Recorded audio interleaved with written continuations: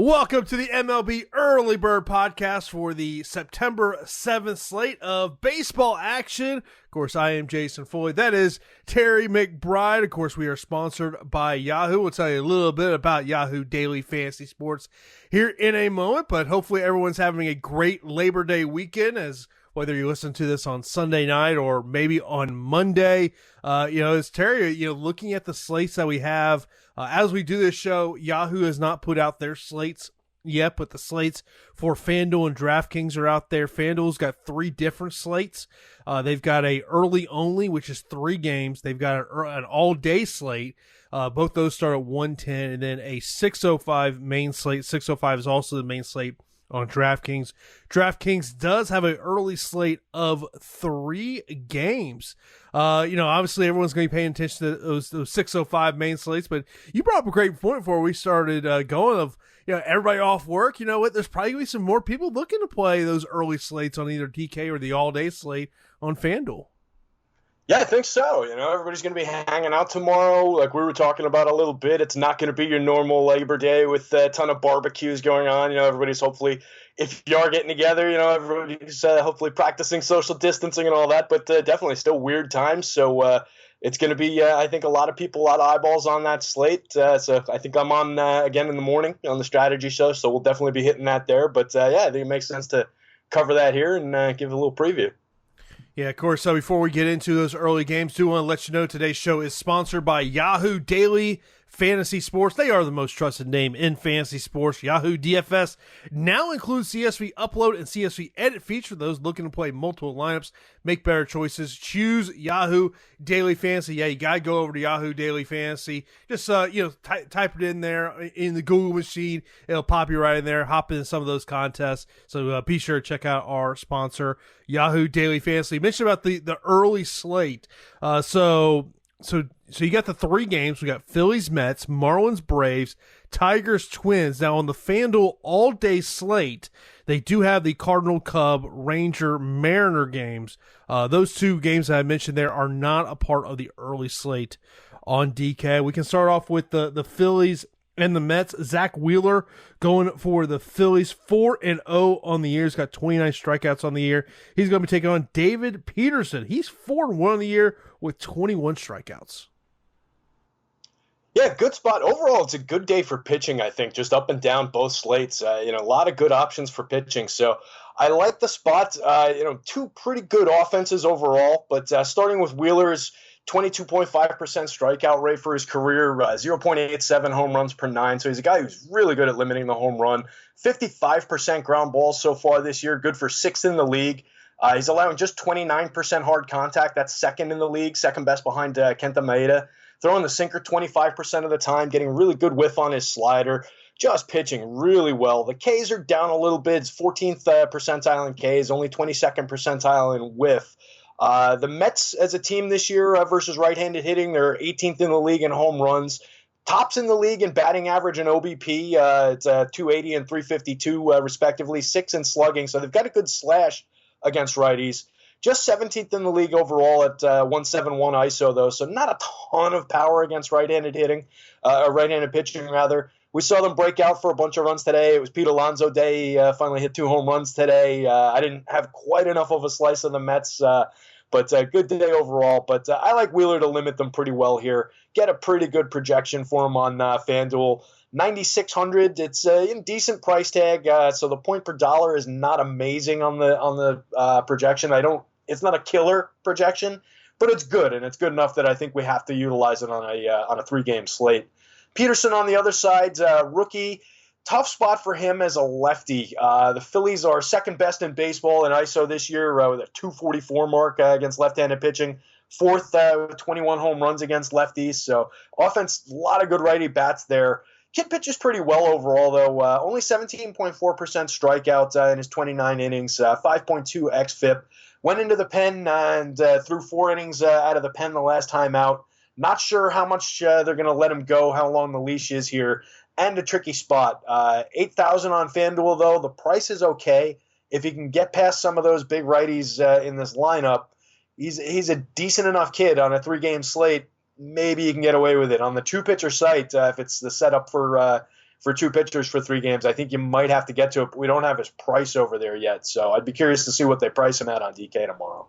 Yeah, we should mention as we do this show, prices have not been put out there, so we'll have to wait and see what those prices are going to be. I will tell you, over the past couple of days, the Mets have been like a popular stack for me. Looking at that lineup, you mentioned about what they did today here on Sunday, putting up that 14th spot.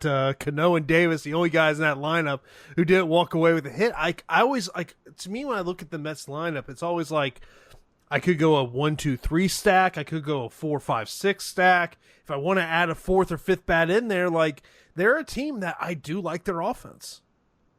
Yeah, same here. I've written them up. I wrote them up, I think, twice last week, once overnight and then once in the day slate. And that just varies depending on how much I think they'll be owned, really. But top to bottom, really, this lineup is pretty good. Maybe not all the way at the bottom with like an Andres Jimenez who hit there today. But, I mean, even, Wilson Ramos, very good catcher option, hitting 8th in this lineup. Scuffling a little bit this year with his slash, but you get a ton of quality with Alonso and McNeil hitting 6th and 7th. That's a tremendous amount of power, and then a guy with just a killer hit tool. And then you've got Dom Smith and J.D. Davis up toward the top of the lineup are both, producing – maybe showing who they actually are, not necessarily producing over their heads, but definitely, hitting those expectations that they had, particularly Dom Smith this year with his bat. And then I love Nimmo and Conforto leading off and what they do getting on base, setting the table for these guys. And they've both got a little bit of power in their lefty bats. So, yeah, really like it. And especially against right-handed pitching, they can just throw so many good lefties at you. It's just tricky. I think Wheeler does such a good job getting ground balls, inducing soft contact, that he'll be able to limit them a little bit. But, I think that where you don't have Wheeler, it makes a lot of sense to put some Mets in your lineups. Yeah, I mean, the only thing with the Phillies, I when I look at potentially putting Philly stacks together, it's just because of with JT and Bryce being so highly priced every day, it's sometimes I'm like, okay, how do I put a Philly stack with at least one of those guys in that stack? Yeah, it makes it tricky, and there's some other bats in there that I really like. I wish we had the DK pricing because the price conversation is always more relevant over there. When you can get them at like 3,800, 4,100 on FanDuel, you can make it work, fairly easily. McCutcheon only 3,300, Didi only 3,000 over there, Gene Segura 2,700, Alec Boehm 25. So there's a lot of ways to make it work on FanDuel. DK makes it a lot tougher to put that team together, like you're saying, when you get a couple of those hitters up at the 5,000 mark. Rhys Hoskins has been near that. Didi's been up around that mark, so makes it a lot more challenging. But, stretching down to you might get like a Neil Walker in the lineup who can be sneaky, has shown power over the years, hits from both sides of the plate. You get a Hazley down, a lefty hitter down toward the bottom of the lineup. Probably not going to be going against the lefty tomorrow, actually, now that I'm thinking that through. But there are options up and down that lineup that you can get to make it unique enough and make it affordable enough that I think we can get there. Yeah, just looking at the money line on this game, minus 110 on each side of what we got up there. Of course, if you want to check out the betting lines for the games, you got to go over to Awesemo.com. Right at the top of the page, you'll see Odds Shopper. Just click that. That'll take you to where you can find out the best odds on the matchups. And the other 110 game is the Marlins and the Braves. Ian Anderson on the mound for the Braves. He's 2-0. He's got 14 Ks on the season. And Jose Urena, who is going to be making his season debut. He had been on the COVID list, so he now goes in there. And should note this line from MLB.com. Lifetime versus the Braves. He is 2-8 with a 6.64 ERA. Oof, yowza. Doesn't do well pitching against this laundry, I guess. That's what we always got to keep in mind. That's over time, so it's not necessarily always the same lineup as we always talk about. But that's a little eye-popping. That's an ugly one. So definitely something to watch out for. And look, that just speaks to the quality of this lineup up and down. But just talking about Urena a little bit, he was supposed to be their third starter this year. He's a league average-ish kind of guy. Below that overall in strikeouts for his career, 16% strikeout, 8% walk, only 116 home run per 9. So he's okay at keeping the ball in the yard, but he does give up power to lefty hitters. So maybe you get to like a Freddie Freeman and a Nick Markakis in your lineups with amid all of those righty hitters that the Braves roll out here. 0.90 to right-handed hitters for his career.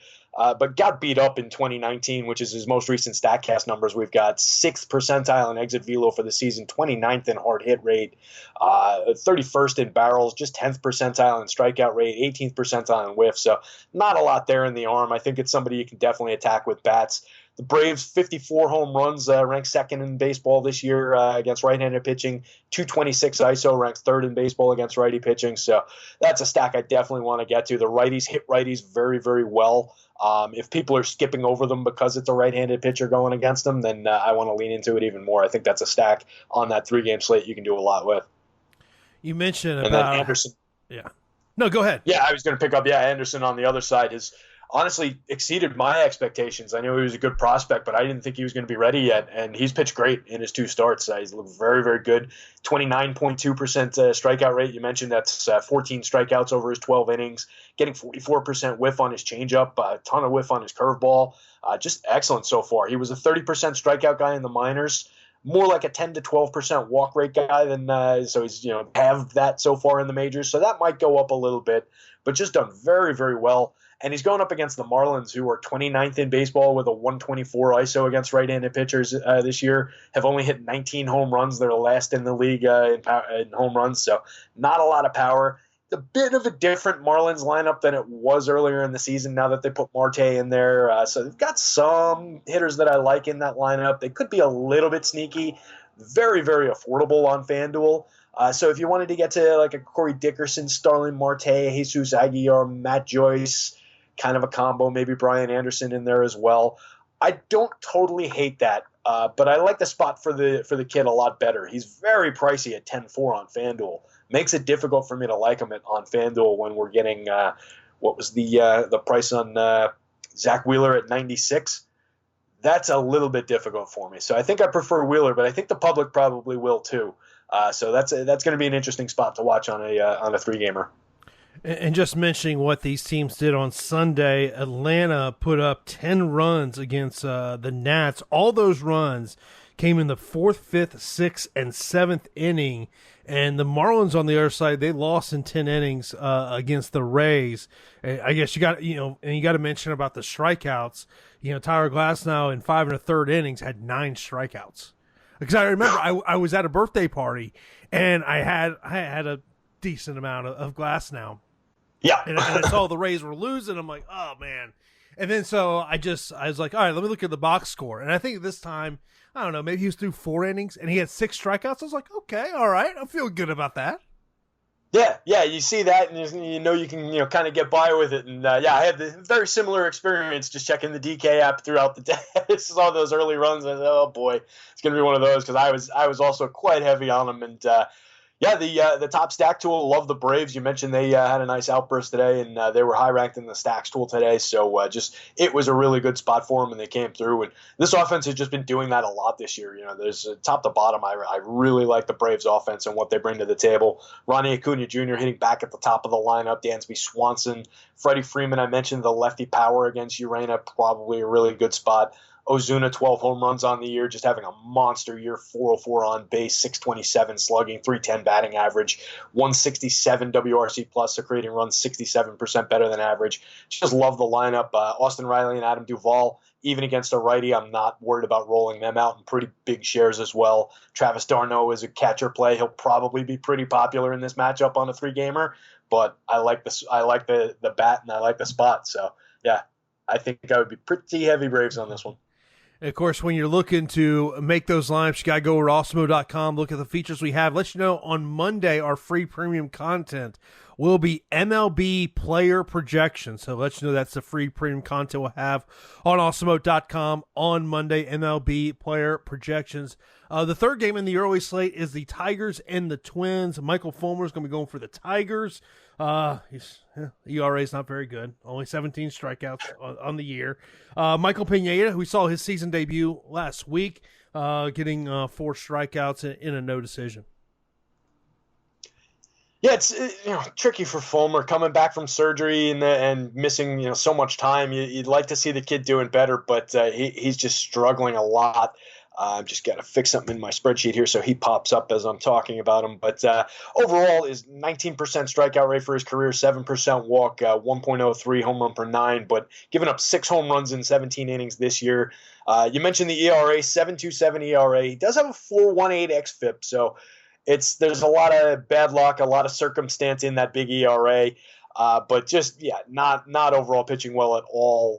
Third percentile in exit velo, first percentile in hard hit rates, just allowing a ton of quality contact. 36th percentile in strikeout rate, 37th in whiff rate. 43.6% grounders. He used to be around 48%, so he's not getting as many ground balls, which is probably part of what's hurting him, leaving his pitches up in the zone a little bit. So not really looking to get to much Fulmer. Twins 44 home runs against righties this year, 192 ISO, ninth in baseball. Just a WRC plus 2% above average against righties, which was surprising to me. I thought they'd be a little higher than that. But overall, it's an offense I don't really want to tangle with a pitcher I don't trust at all. Pineda on the other side against this Tigers offense, though, I think we definitely can get to. They're only 89 WRC plus so far this season against right-handed pitching, so 11% below average. They strike out worst in the league at 28.1% against righties. So I think Pineda could have a nice little start here, a nice little strikeout start. He went 6 innings in his first start of the year the last time out, so no real worries about the leash as long as he's pitching well. Was pretty good in his comeback in 2019. 146 innings pitched, 4.30 xFIP, 23.3% strikeout rate. Only walked 4.7% of hitters, so I like that. He's given up a fair amount of home runs to righties over his career, 1.42 home run per 9. So maybe some of those Twins righties get to him, but overall, I really like the spot for him. I think he's in play, particularly on a small slate. I think he's going to be probably pretty popular against this offense. We see a lot of pitchers get popular against this offense, so I really like the spot for him. Only 8,200 on FanDuel too. That's at a pretty good price. Mentioning about the 2-4-10 games, they're only on the FanDuel all-day slate, so we'll kind of just briefly just mention what they are. You got the Cardinals and the Cubs. Oviedo going for the Cardinals, Hendricks going for the Cubs, and then Texas and Seattle. We got Marco Gonzalez going for the Mariners, and for the Rangers going to be Colby Aldred. For someone who's listening, maybe they're going to play that FanDuel all-day slate. Is there a note on these teams that you would mention? So there's a lot in there. You'll have a lot of options going on the all day, but depending on where the prices fall, I could see Marco. Certainly he's pitching well, and that Rangers lineup is just really, really bad. I feel like he's pitched a lot against that team recently too, so that would be something to look into. But I think he'd be in play there. No real love for Allard, although the matchup is pretty good against the Mariners. On the other side, Oviedo, forgettable kind of a pitcher. That's what his last name means in Spanish. I mentioned that to EMAC the other day. Not much there for him. Who was the pitcher on the other side? Sorry. In terms of that one, that will be Kyle Hendricks. Hendricks. So Hendricks is a pitcher I like, and that Cubs offense I think could probably be in play against that starter. He was a shaky starter in the minors, if I'm remembering my notes from the other day correctly. So I definitely think maybe take a look at some of those big Cubbies bats, and then depending on price, Hendricks could be in play in that mid tier. Now, before we get into the main slate, do want to let you know about how you can get access to all of our premium content we have over at Awesemo.com with an Awesemo Plus MLB Weekly Pass for $15.95. This includes full access to Awesemo's leading player projections, ownership projections, and the all-new pitchers tool and more. Get your pass today. Go to Awesemo.com/join to get an MLB Weekly Pass for $15.95. And look, if you want a little sneak of what you can get there, player projections are free on Monday. Be sure, I'm telling you, sign up. Take advantage of it, and add Fantasy Cruncher to your package as well. It's going to help you out a lot when you're building those lineups as well. But we look at the main slate, 6:05. We've got the Rays and the Nationals. Charlie Morton on the mound for the Rays. On the mound for the Nats is going to be Max Scherzer. So obviously we know Max Scherzer is always going to be the top pitching option on the board. You're going to have to pay up for him. I guess the question is do you see the strikeouts in this Rays lineup? Yeah, I think the Max, especially against a guy like Scherzer, right? I think they're going to be there. I made a note. It was actually about something else that they do. Just looking at the Rays this year, they're 189 ISO, which is pretty good, and then a 111, so 11% above average WRC plus against right-handed pitching. But the rest of my note was, but not all right-handed pitchers are Max Scherzer, which is very true about those strikeouts as well. The Rays are right around the middle of the league. I think it was like 14th, 15th in the league, 24% strikeout rate against righties. So they strike out a fair amount against right-handed pitching, and Max just dominates. So I think we can. I don't think we have to worry about that at all. Overall, walks are all a tick from the last couple of years, around 4 or 5%, but not really worried about that. Max has a dominant slider against those righty hitters as well. He gets a ton of swing and miss on it against righties, so I think he could have a very nice game here. Overall, 88th percentile strikeout rate, 92nd percentile whiff rate, 60th percentile hard hit, 54th in barrels, so just nothing really to worry about. The Arsenal's dynamite. We know the pitcher. He's a guy I'm happy to pay up for pretty much every time. He's a 32.5% strikeout rate this year, so all over it. Not worried about Max. The price tag's big, but happy to get to him. Maybe throw a couple Rays stacks in there just to be a little bit different. They probably won't be that popular, so you can get a little leverage against what's probably going to be a very popular pitcher by just rolling out a couple of them. On the other side, Morton, I think we have to be very concerned with the innings count. He's probably only getting 3 or 4. He only went 2 the last time out, struck out 4. But overall, I think his velocity is still down like we were seeing here early in the season. Not sure what we're getting from him. There's just too many question marks. So I would get a nice projection for him if it was a normal start that I could trust, which is what I left in my spreadsheet just so I could see it at just 7,800. But I think the price is too much for a guy that we don't trust. Curious to see what he comes down price-wise on DraftKings, but I expect it to be the same. And maybe a spot we can get to some nationals. Roll him out, get a short start from a diminished pitcher, and then get into the bullpen a little bit. Obviously, we know who Charlie Morton is as a pitcher. I guess the question has got to be is, like, say you're on Yahoo, say you're on DK, SP2, best case scenario, you're probably looking at 4 innings from Charlie. Could only be 3 innings. Maybe he has a rough inning, whatnot. Is how many strikeouts does he got to get to pay off for you? So it depends. It's all going to come down to where that price is. I mean, I can't imagine they're going to price him in that like $5,500 range like we see the opener reliever type guys start, which is probably around what he should be priced at for this slate, given what we know about his expected sample size. The challenge there is going to be this Nats lineup strikes out just 20.6% of the time. They're third best in baseball against righty pitchers.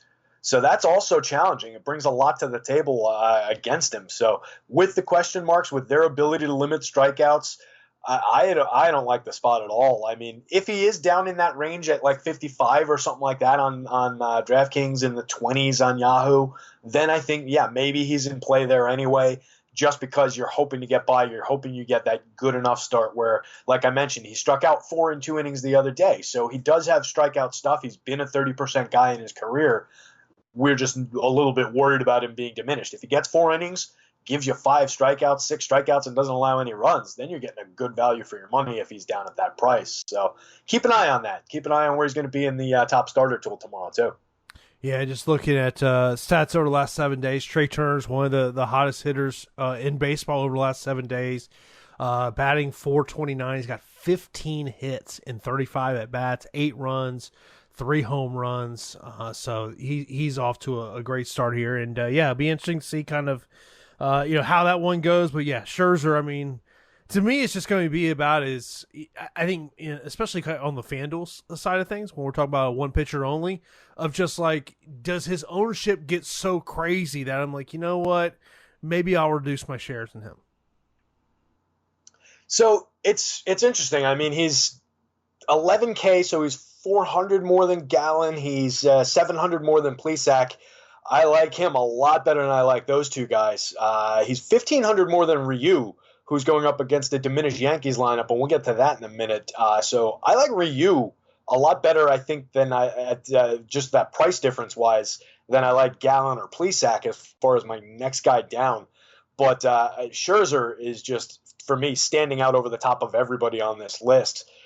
Denison Lumet would be in play. These are guys we're going to talk about, so no spoilers on those. But just looking at the board overall, he stands out. He's significantly projected above everybody else, and I think he's worth the money. I really don't have many questions about Max Scherzer. You mentioned about Zach Plesac. That's actually the next game we're going to talk about, of the Indians and the Royals. 6:10 p.m. Eastern time start there in Cleveland. Brad Keller is going to get the start for the Royals. He's 3-1 on the year. He's got 23 strikeouts. Mentioned about Plesac, 2-1 on the year, and he's got 30 Ks. Yeah, both guys pitching pretty well. Plesac missed some time. He was in that weird situation with the COVID when he went out to dinner and everything. But overall, 30% strikeouts on the year, only 2% walks, 2.97 xFIP, 0.67 whip on the year. So keeping guys off base, limiting opportunities. 10-3 is a big price tag. Not a lot of name recognition on him, though, overall. So maybe the public's not going to him. The Royals, not really a very tough lineup. There's some power, of course, in the lineup, but just looking at what they rolled out today, you've got a couple decent bats up top, but then it really falls off with what they played today, and it'll probably be a little bit different with lineup tomorrow. But you got Bubba Starling featured in this lineup now. You've got Mondesi's not hitting well at all. He's not nearly the player he's been. Don't know what's going on with him. Cam Gallagher, Nicky Lopez, just not a lot to worry about in that lineup. So I get a good projection on Plesac. I like him to put up a pretty nice start here. Not to the level of what I was getting for Scherzer, of course, like I mentioned, but definitely think he's in play. And I think, like I said, that the salary could keep people off of him, and the lack of name recognition overall could keep people off of him. Keller on the other side, only 8,100. He's pitching very, very well, and he's excellent at limiting power.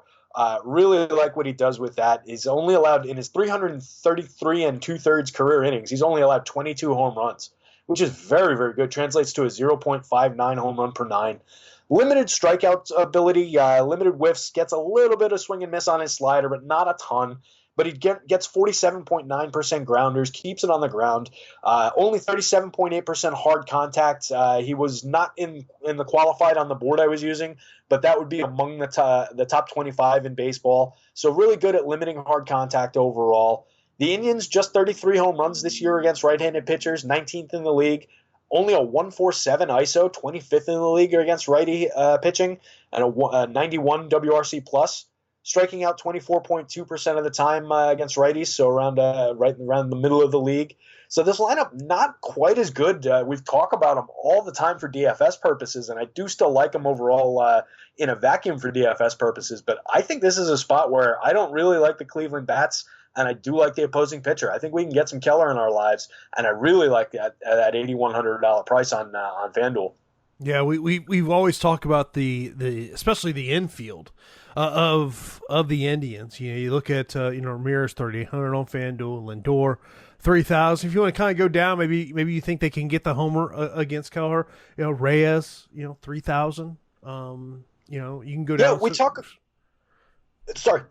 No, go ahead, man. We talk about home run hitters and the upward plane of their swing and how that plays against sinker ballers, guys who rely on a sinker. Keller throws the sinker 25% of the time, so it is a big pitch for him.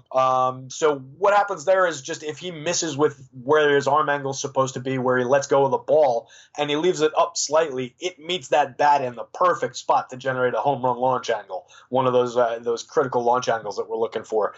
So if he throws the wrong pitch to a guy like Franmil Reyes, a guy like Carlos Santana, a guy like one of the guys that you mentioned, a Ramirez, a Lindor, yeah, it could definitely go. So there is justification for it, but it's just I trust the pitcher enough not to make that mistake because we've seen him over that 330 some odd inning sample size not make many mistakes. So he's been very good at it in his career. But I think it is a spot where probably we're going to see a lot of the sites not advising people to go to the Indians, so they'll probably be pretty low owned. The pricing on FanDuel is phenomenal. Out of the guys you mentioned, Carlos Santana at 2,700 is a misprice. I don't care that he's only hitting 193 in the batting average. He's not generated a ton of power, but we know there's a lot of quality in that bat. He hits cleanup in the middle of this stack, so I could get to it there. I would really limit the amount that I was rolling this stack out though because of how much he limits power. But if you're seeing them at like 1% ownership as a team, it's easy enough to put them in 5% of your lineups and just play that. So they're in play. Look, we both know when you're putting Carlos Santana in your lineup, you're not counting on singles. You're looking for the home run from him. Exactly. You're looking for the home run. You're looking for a few of those guys ahead of him to be on base, and that's what cleanup hitters are paid to do. They're paid to drive in those RBIs. So he's going to strike. Well, he's not the worst guy in the world at striking out, but yeah, he's not a slap hitter. He's not hitting singles for you. Up next, we go up to Buffalo, where it'll be the Yankees and the Blue Jays. Jordan Montgomery will be on the hill for the Yankees. Hyun-Jin Ryu on the mound for the Blue Jays. We talked about Ryu a little bit. You kind of, teased him a little bit. Obviously, 48 strikeouts on the year for him, 3-1 in the year. Jordan Montgomery, 2-2 on the year. He's got 22 strikeouts. Had a bad outing last time out against the Rays. Obviously from the Blue Jays side, you kind of teased a little earlier. You like this pitching spot. I do. I really do. My poor Yankees are just struggling. They threw a stat up, and I wish I had snapped it with my phone while I was watching the game earlier today because it was pretty relevant. But over the slump that they're in, I think it's a 5-18 record now since August 18th. They were 28th in the league in every important offensive category that you would care about as far as hitting the ball and hitting the ball hard. So, I mean, this is an offense that has just not been performing to expectations. They had Judge out of the lineup. The Stanton's still out of the lineup. Judge is still out of the lineup. Gleyber Torres was out of the lineup for that stretch. LeMahieu was out of the lineup for part of that stretch. They got those two back recently, but now they've lost Gio Urshela.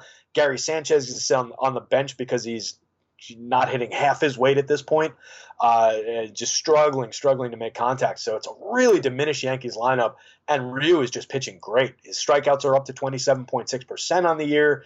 He's throwing 28% changeups the last 2 years, which seems to be making a little bit of difference for him, really bolstering the rest of his stuff.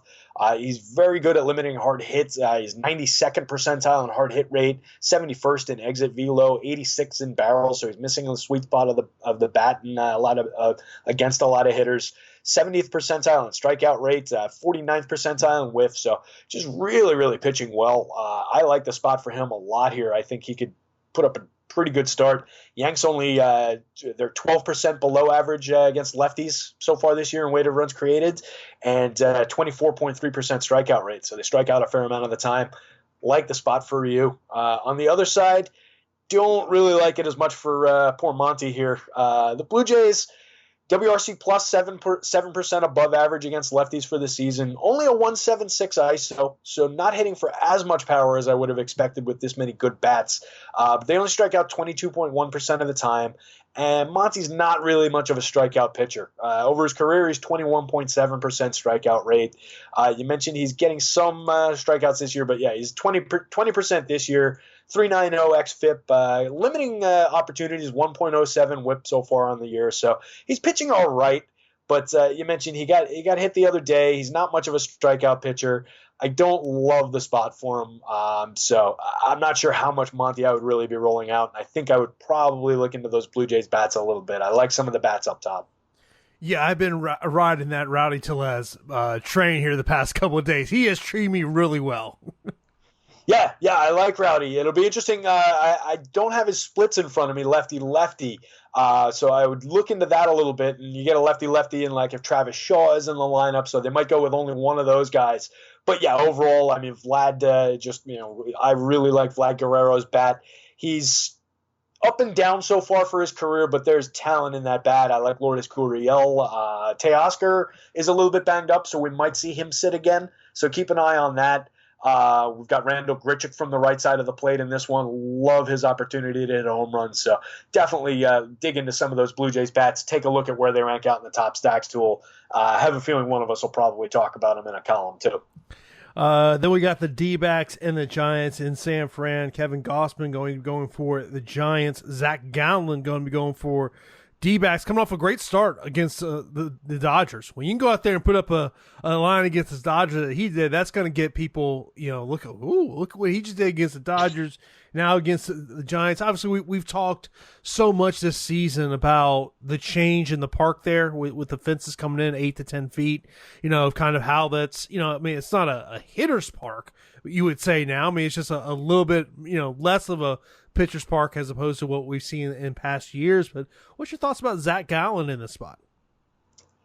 Yeah, I like Gallen. It's like you said, it's tricky with the park. We don't really know what's going on out there. It could be happenstance. We've talked about it a lot, and Emacs talked about it a lot, so I won't belabor the point really, but it's in play. I do like Gallen, though. I'm getting a pretty good projection on him. Not the top of the board, and for the price, it's a little tricky at 10-6 on FanDuel. So it'll be very dependent on where he's priced on DK as far as where he slots into the decision-making process between some of the other good starters that we've talked about. But the price also might keep people away from him, and the Giants' performance this year might keep people away from him. But really, the Giants are doing a lot of their damage against lefties. They're 222 ISO, fourth in the league overall so far this season against lefties. That drops to 169 against right-handed pitching, 18th in the league. So it's not a tremendous amount of power to worry about there. They're generating runs at a decent clip, 10% above average, and only striking out 22.3% of the time against righties, though. So there's a little bit to focus on there, a little bit to be concerned about. But Gallen's just pitching great, generating a ton of swinging strikes, excellent quality contact numbers. He's 83rd percentile in exit velo, 83rd in hard hit rate, 79th xWOBA, 71st strikeout rate, 70th in whiff. So just really pitching well. I like what he's doing on the mound. On the other side, too, I think Kevin Gausman's probably in play as well. I don't think we can even call him Kevin Gascan anymore with the way he's been pitching. He's been just really pitching well. 31% strikeout rate this year, 3.09 xFIP. He's allowed 8 home runs in 40 and 2/3 innings. It's the only real clunker thing that I could say about him, but even that isn't tremendously bad for a guy who has 129 career home run per 9. He's basically a 2-pitch mix, throwing a fastball, a 4-seamer, and a splitter. Gets a ton of whiff on the splitter this year. Diamondbacks are 26th in the league at a 147 ISO against righties and only an 87 WRC plus, so 13% below average. They only strike out 20.3% in the against righty pitching, so that's the second best mark in the league behind the Dodgers. So it's a tricky little spot. Might not be the biggest strikeout upside in the world for him there, but they might not hit him around too much either.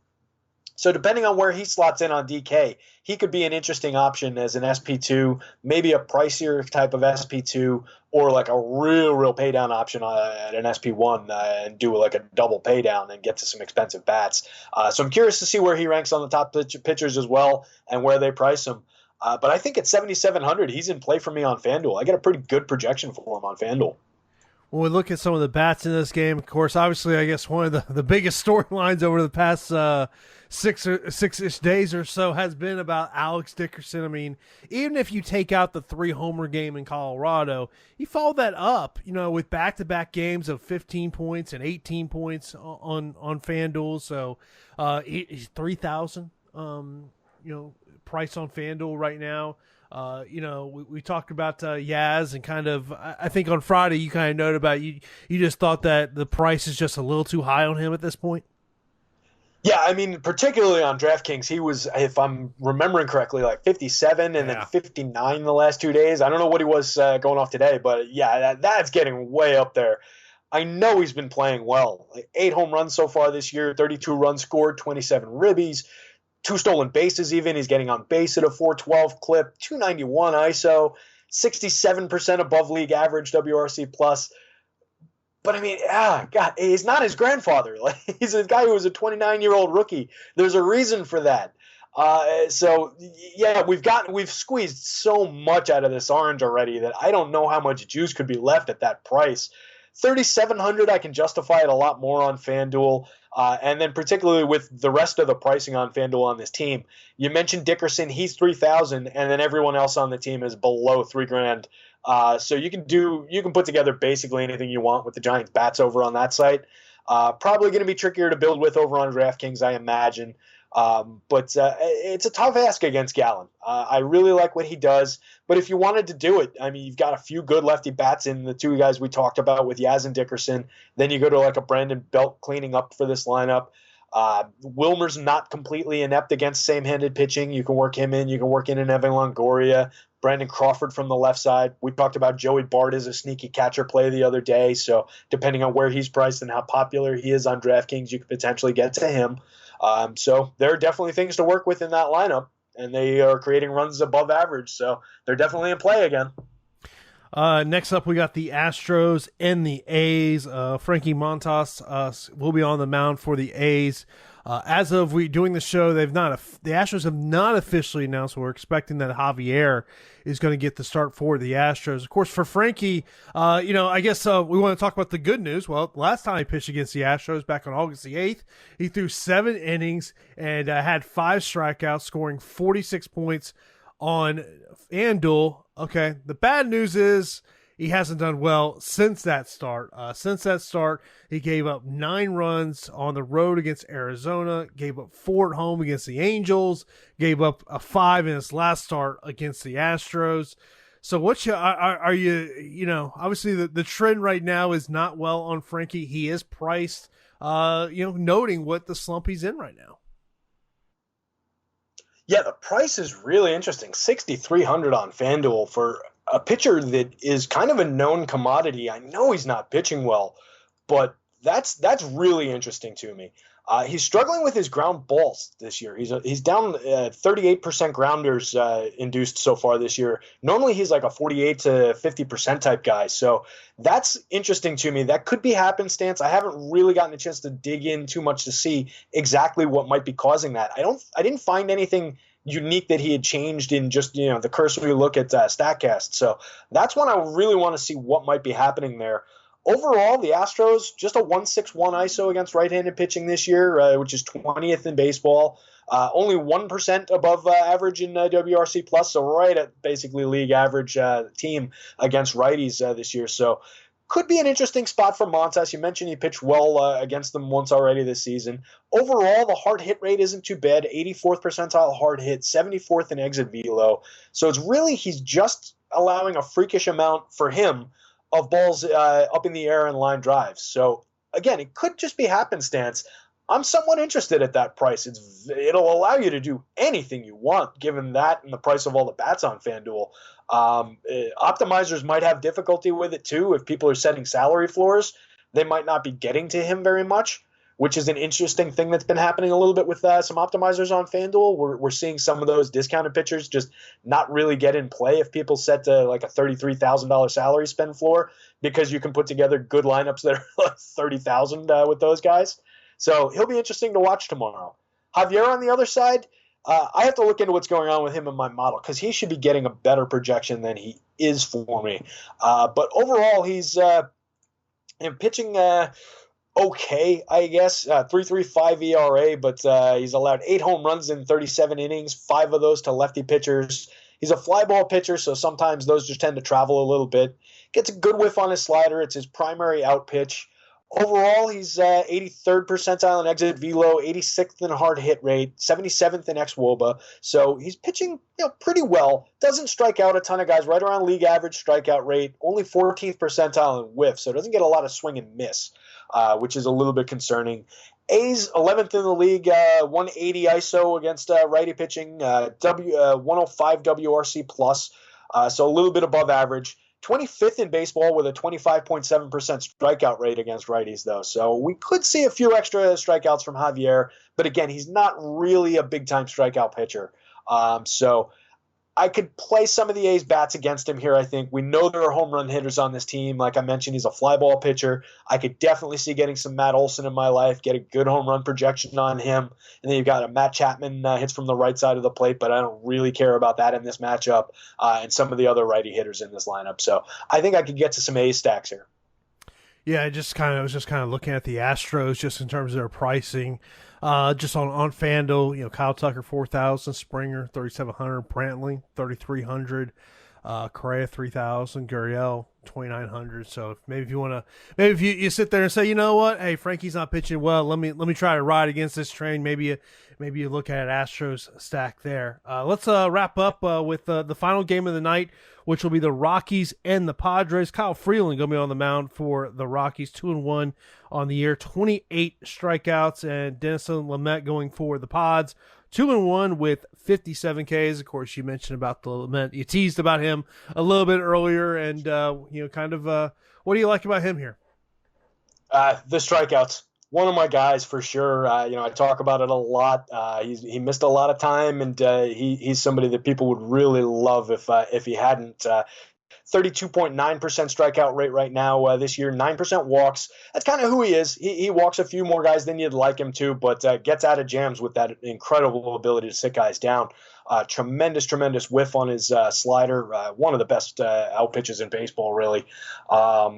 Overall, he's allowed only 5 home runs in 44 and 2/3 innings so far this year. He's striking out 34.5% of right-handed hitters, and there's a lot of the Rockies have most of their quality on the right side of the plate.